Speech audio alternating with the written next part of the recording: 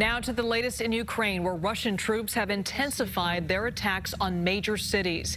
It comes as Russia claims control of the port city of Kherson, something Ukraine denies. Meanwhile, the International Criminal Court's prosecutor has opened a war crimes investigation into Russia's actions. And as of now, the U.S. says Russian troops have made no real progress in advancing on Ukraine's capital city. And here's a live look at the White House, where new sanctions have been placed on Russia and Belarus. They extend export controls targeting Russian oil refineries.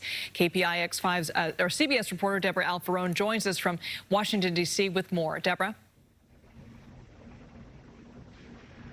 Well, Liz, I can tell you that right now, CBS News has learned that the 200 Stinger surface-to-air missiles that the U.S. sent over to Ukraine, they have been delivered, and more will be going there. This as the war stretches into its 7th day.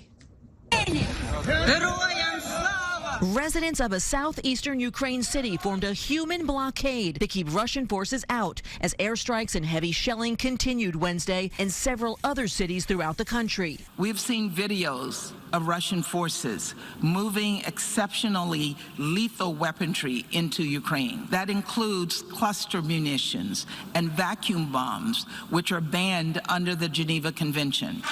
Wednesday, the United Nations General Assembly adopted a non-binding resolution condemning Russia and demanding its withdrawal from Ukraine. On Capitol Hill, Senator Lindsey Graham announced plans to introduce a resolution pushing for a war crimes investigation into Russian President Vladimir Putin. I'm hoping that Republicans and Democrats will speak with one voice when it comes to the rule of law, that what Putin is doing is a war crime. Today, President Biden told reporters it's too early to tell whether Mr. Putin is guilty of war crimes in Ukraine, but he did say that a future ban on Russian oil imports is not necessarily off the table. We're looking very closely at what's happening in Ukraine right now, including what's happening to civilians.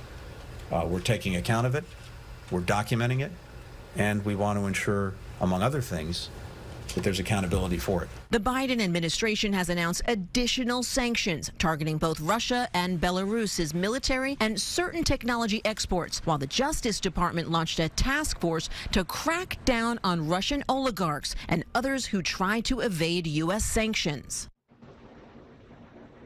A military convoy of hundreds of Russian military vehicles has stopped short a little bit north of Kyiv, and the Pentagon said today that they have not made any movement within about 48 hours. Liz?